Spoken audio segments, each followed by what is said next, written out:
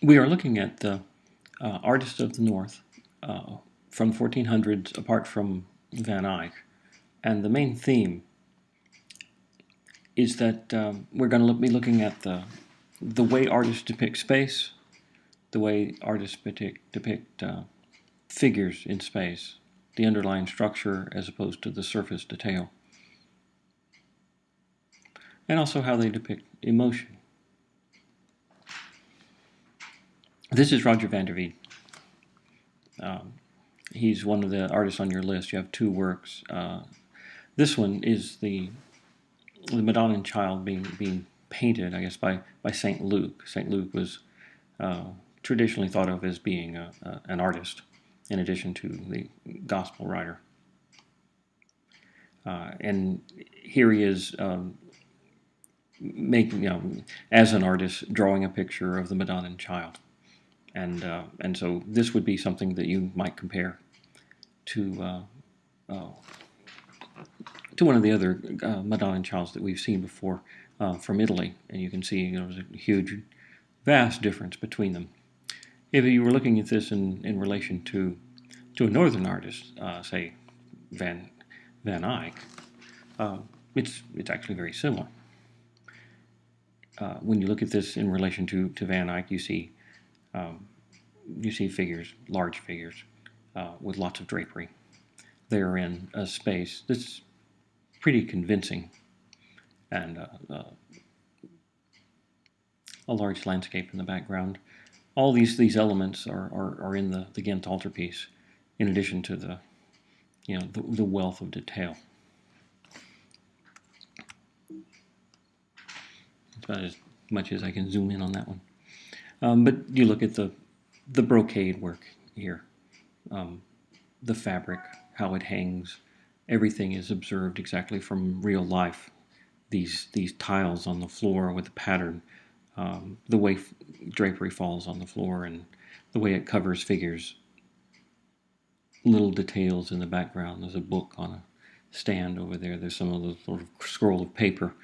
Two people in the background in an enclosed garden, and looking out towards this landscape. It's very beautiful. The lighting is wonderful coming in from, you can see the lighting comes from the source outside, illuminating these figures. When we look at it through the eyes of, say, the Italians, they would say, well, the surface tale is a wonderful thing, and they admired it tremendously when they saw works like this. But they said that there's something wrong with the drawing. And when you think about it, look at Luke as a figure. His body, the skeleton, the muscles, bones, you don't see them. You don't see where they are. This looks like where the knee would be.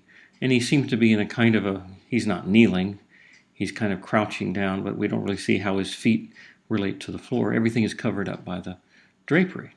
Now, this drapery looks like the kind of drapery that would be on Sluter's sculpture. It has a way of hiding the figure underneath it. And it's not so much that they want to hide it, as that they're not particularly concerned with things that are underneath. That is, things that you're not seeing. It's all about the visual phenomenon of seeing surfaces and materials and how they look, and competing with one another with how well they can accurately render the surfaces of things. And so they fill the picture with a wealth of details to that end.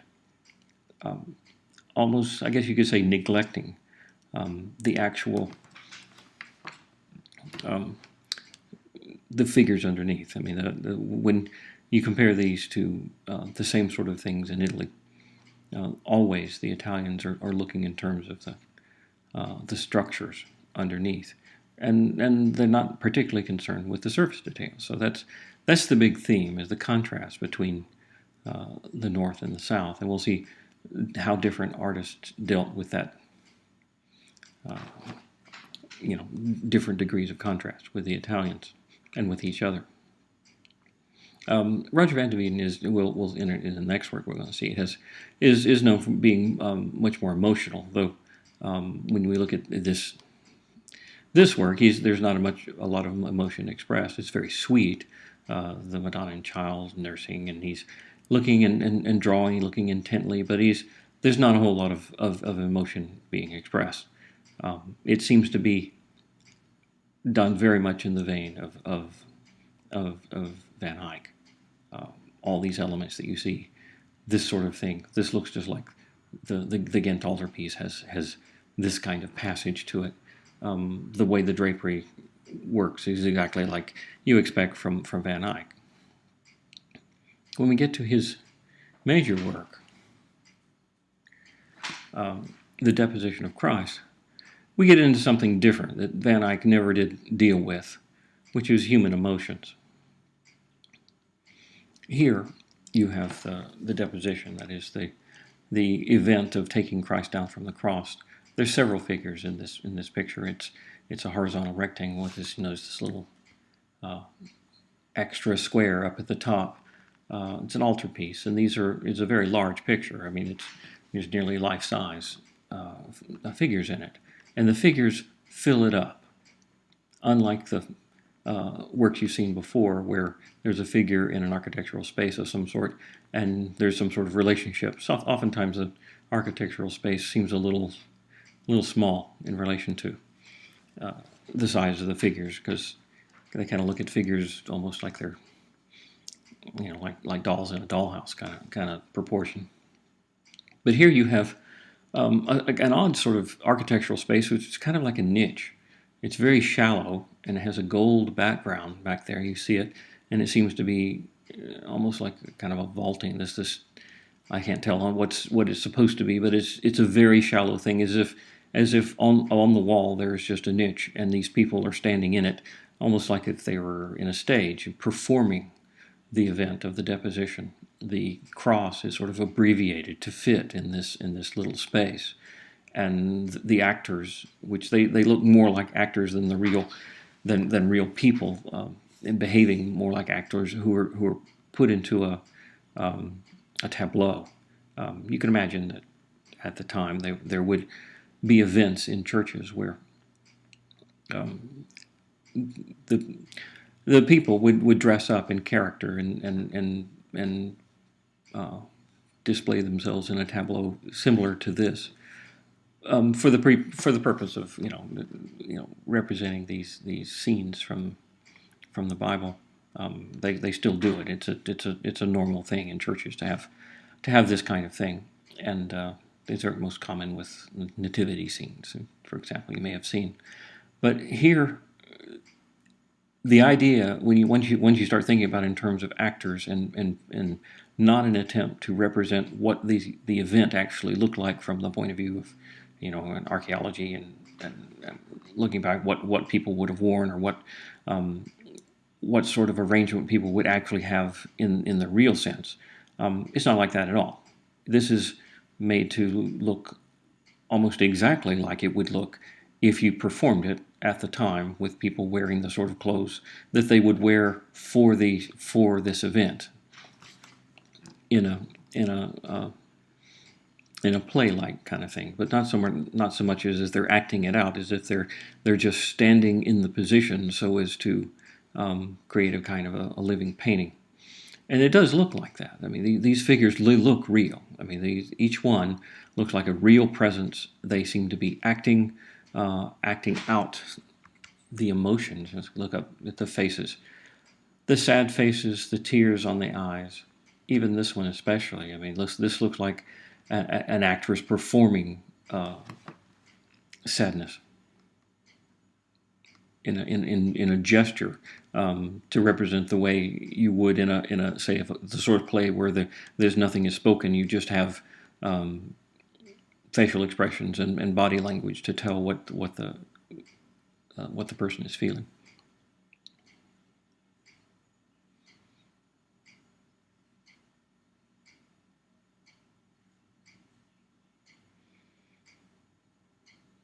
The people attending to Mary.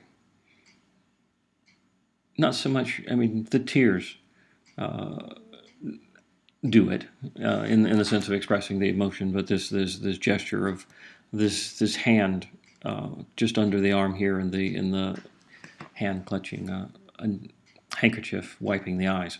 is very poignant and very emotional. You can't imagine Jan van Eyck doing that.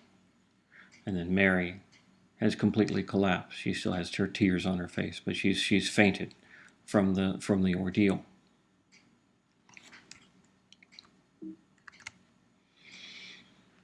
Let's look at the composition first.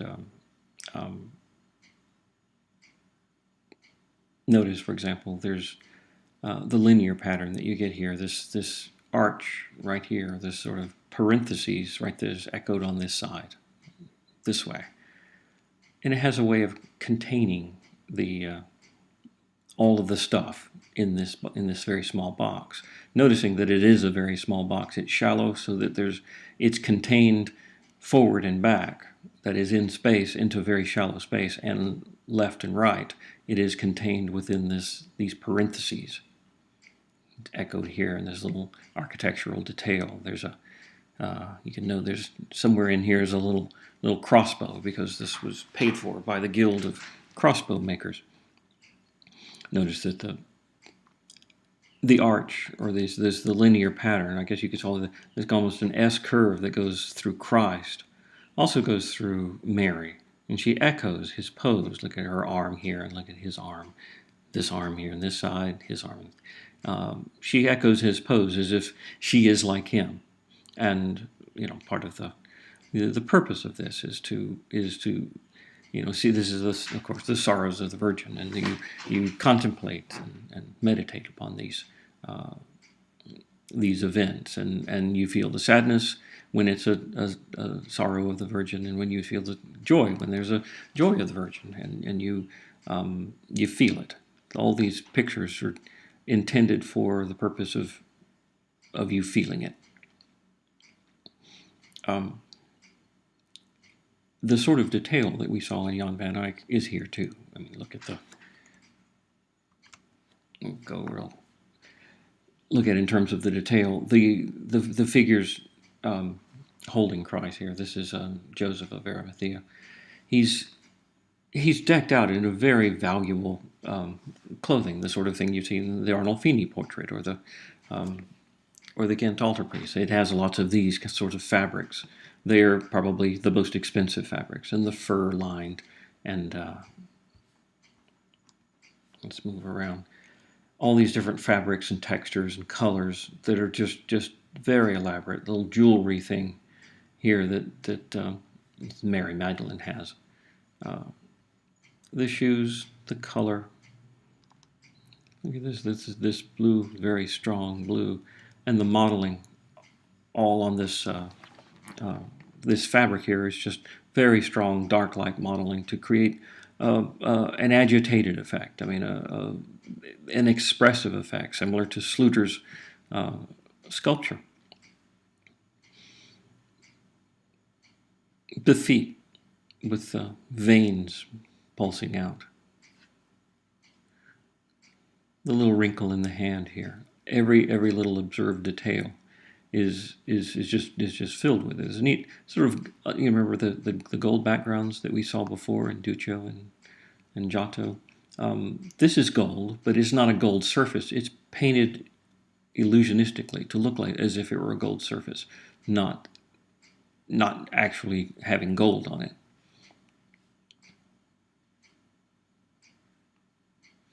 The figure of Christ is unusual, and it is a nude figure, and so you can see the underlying structure. You can see the bones and the muscles, and they are observed as accurately as can be. I mean, there's hardly anything you could call awkward about it. I mean, it looks genuine, as if the artist had an actual person pose in this position so as to get exactly how the muscles and the bones are arranged in this circumstance. There's a bit of distortion and stylization, I guess you could call it, in the face. But apart from that, I mean, this is a genuinely realistic figure, almost the way an Italian would. I'll show you in a second how the Italians would deal with the same subject. But when we look at other figures, Mary, for example, her figure disappears under her fabric, and to a lesser extent, Mary Magdalene, because her figure is more close-fitting. Her clothes are more close-fitting. But Joseph, he's lost under there. I think that when they're dealing with figures and their voluminous drapery, they lose the figure itself underneath. Here's an example of a deposition by Fra Angelico, and here the position of people in space is very clear. Their volume is clear. The figure of Christ here is different from the way Van der Weyden did it. Now that I look at it, it's kind of it's idealized. It looks as though they've taken the triumphant, heroic Jesus and just modified it a little bit to make it the dead figure. But apart from that, it seems an idealized looking figure rather than the real figure. I mean, the subtleties of the way the arm is pressed is pushed out right here. The shoulder is pushed out in relation to this man holding the shoulder. It pushed out in this the circumstances of all the different bits of flesh and how they are oriented seems so real, as if it is as real as can be. And the Italian version is not particularly realistic in that same sense. I mean, I guess if you compare this to earlier versions, it's probably more realistic of Italians, but the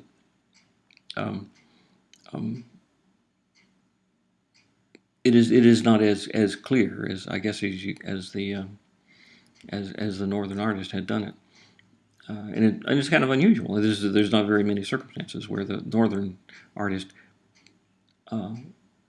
did full nudes. Jan van Eyck did in the Ghent altarpiece. There's an Adam and Eve, and they do look like they. I mean, he got models and depicted them exactly as they appear.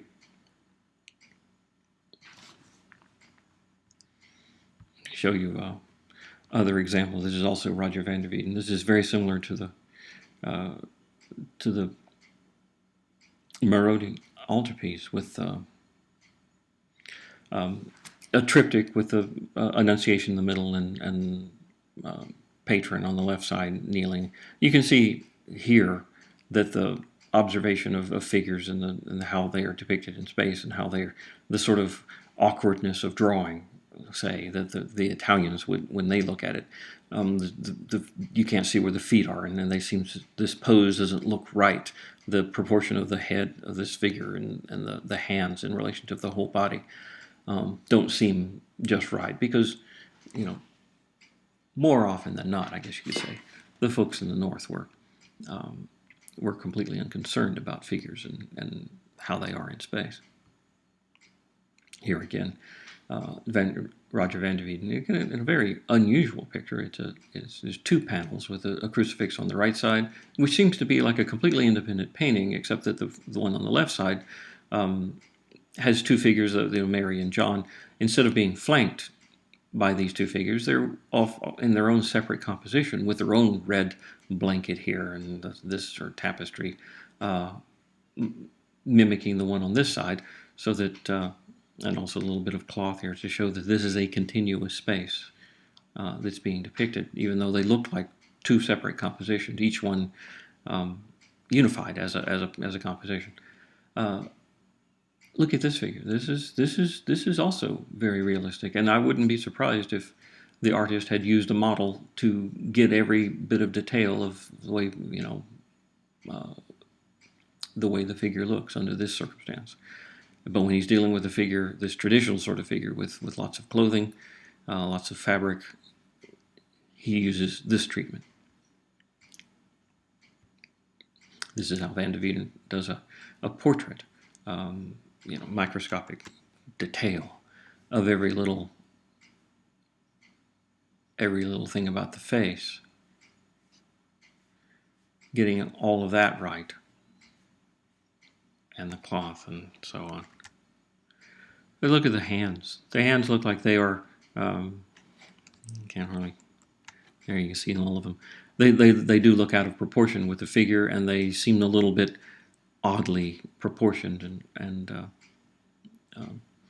it is that aspect, I guess, that you can think of as the telling thing about the folks in the north, as opposed to Italy, and it's going to change later when the folks in the north start seeing how the Italians do it, and it's also going to affect the Italians when the folks in the north, send some pictures down there and they get to see, and we'll get to that shortly. This is Dieric Bouts, the next artist, and this is an example of his Madonna and Child. And it's just one of those contemplative pictures, ones you look at and this is a joy of the Virgin, and he differs to some degree from the others. He has his own kind of style, but as is required of these artists, we can zoom in a bit. That the artist is concerned with all the surface detail, the way light falls on a surface, and how it behaves, all the tonality, all the textures, all the materials are rendered just the way you would, the way Jan van Eyck or Roger van der Weyden would. But here he added, another emotional component that Van Eyck wouldn't have done, but van der Weyden would. He sort of combines this, the qualities of Van Eyck and van der Weyden. Though we didn't see this particular instance in van der Weyden, but the idea of this relationship between two people in the sweet sentimental aspect of this embrace, and the faces touching and eyes looking at each other. It's a very, very sweet, very human thing. It could be, you could look at this and identify with it as real people, as any mother and child, rather than just as the Holy Mother and Child.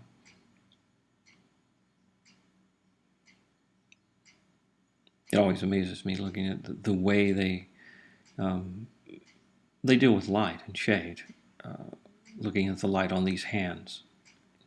This isn't easy to get. The darkness under here, it is also wonderfully observed from nature, and their interest in copying nature exactly on the detail is always amazing. As far as that aspect of the awkwardness that comes, you can see that the figure of Christ is kind of odd looking.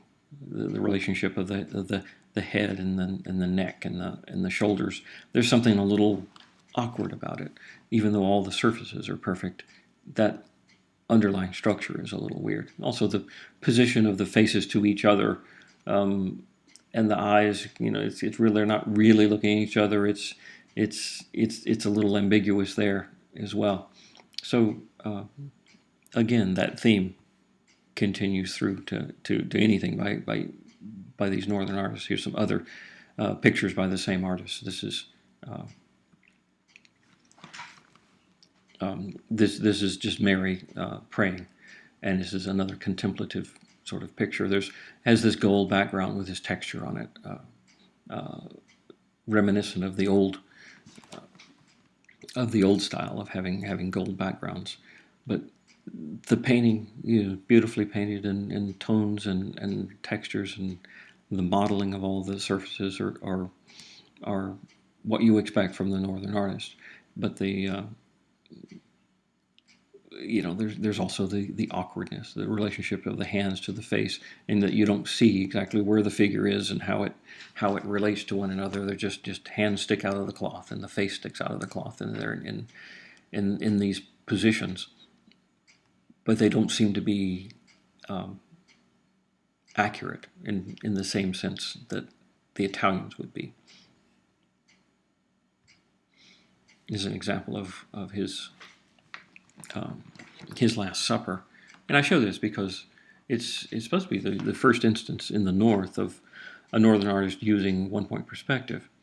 And remember, it was invented in Florence in the first quarter or so of the 1400s, and it took some time before it got to the North. And this is an example of it. If you follow these lines, they all converge on a point right here. And like this line here, right around here, there's a vanishing point. He's not using the vanishing point as a way of pointing out a certain part of the picture the way the folks in the South would.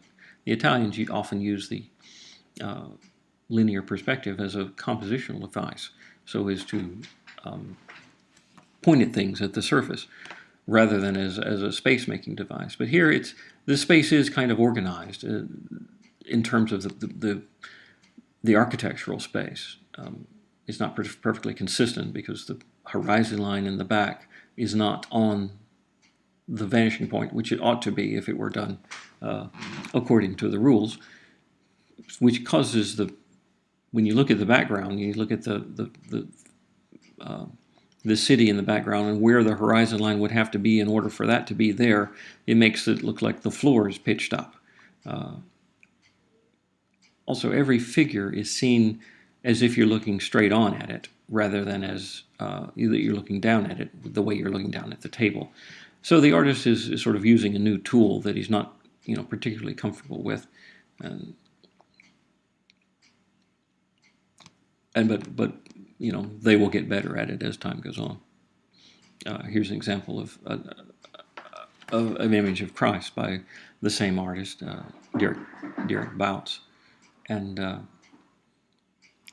similar to the Mary, and there's the gold ground, a little texture painted on it, and the figure here you can see the figure underneath because you can, but there's,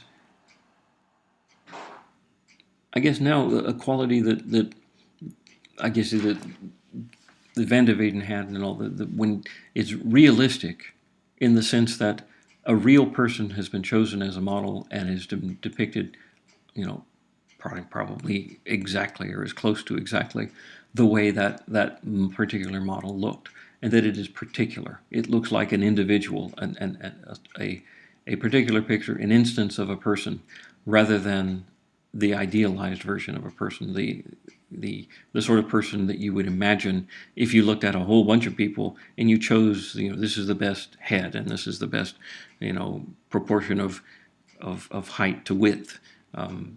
Once you see a whole bunch of them and you decide this is the ideal, and you use that ideal as the sample of the way a person looks, that's the Italian concept. Here in the North, they don't have an idealized version. They use the particular version of whoever the model happens to be.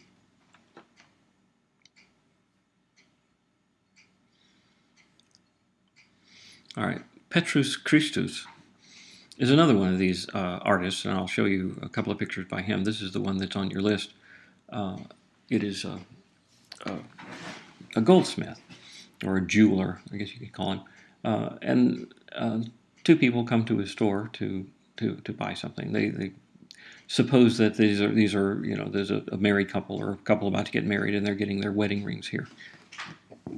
But this is an odd kind of picture. In everything we've seen so far has been a religious picture, and some point in the past, someone has added this halo.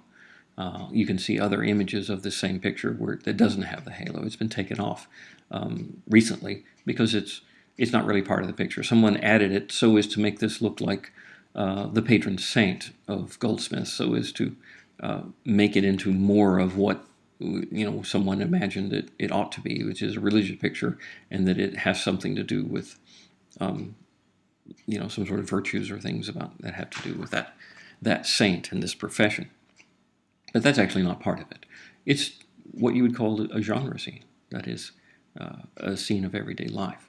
And the folks in the North were, it was still as unusual for them to do this now, but as time went on, they became very comfortable with scenes of everyday life, that a work of art does not need, or does not required to be a religious thing or something to contemplate virtues or sorrows or joys of the Virgin or any other things like that, that it could just be a scene of everyday life, just because people are interested in everyday life and seeing all the stuff of the world.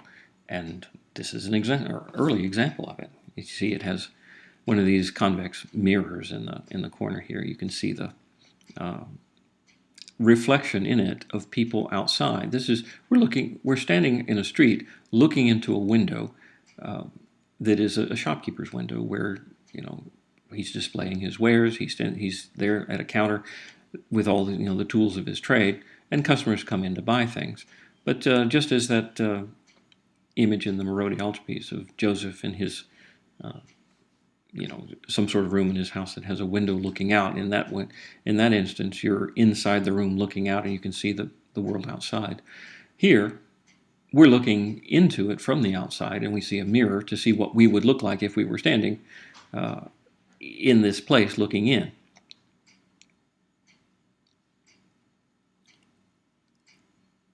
So this feature of this artist is different from the others in that he has a genre scene rather than a religious scene. But as far as how things are depicted, it has the super detail. This same sort of brocade, this gold with the black brocaded, I guess that's the word for it, pattern on it. You've seen it is in the. Well, let's just look real quick back. It's very similar to this. Was it in here? Well, this is a similar sort of thing here. I guess there are instances. It's in the Ghent altarpiece also has an instance of that same pattern. It must have been a very costly thing, and whenever they made a painting, they said let's put the best thing in there, and that's it's a beautiful thing, and it looks like it's a very difficult thing to paint. Notice how the pattern goes around all the forms of the cloth to show off that the artist has observed how the cloth moves, how the pattern relates to it. Hand just sticking out under the sleeve. That's just the northern artist all over. Just to have a whole big volume of drapery, beautifully rendered, and then the hand just sticking out. Looking at the whole figure of this woman, this perhaps bride-to-be, she does have this sort of awkwardness that you imagine, all of these northern artists tend to do. The relationship between her and the goldsmith. The way her arm is here in space behind him, and it's in front of him here, and there doesn't seem to be the right sort of spatial relationship is what you would expect. It doesn't seem right here, and the size of this hand seems a little wrong compared to the size of his hand. Even though she's a woman, she's have smaller hands, but it doesn't look right in terms of spatial relationship or size. But that's not their concern. They're concerned about telling the story. This woman she's sort of gesturing to what's going on here. He seems to be weighing gold in a balance, and there's all these other things that relate to his trade. And back here, you have stuff, and of course the folks in the north love stuff. The different materials that you can see, each one has a relationship to what's going on here. The coral, the porphyry, the crystal, diamonds, I suppose, or perhaps these are pearls. Different kinds of rings here. All these things that have, medicinal or whatever kind of characteristics. They're all related in terms of the iconography of what's going on here, but it's all to tell a story, and this is one of the really earliest instances of this kind of thing where everyday life is being depicted. This is another example of the same artist to just show you what he looks like in another context. It's a portrait of a Carthusian monk, and this is particularly wonderful example of their interest in surface detail and also in character. This looked like this man, his portrait is being made, and his facial features are duplicated perfectly. I mean, all of the way light falls on his temple here, that's just so wonderfully observed, and the shape of his eyes and his gaze, his stare, and the hair of his beard, how this thin it is, and it looks particular to this person kind of detail.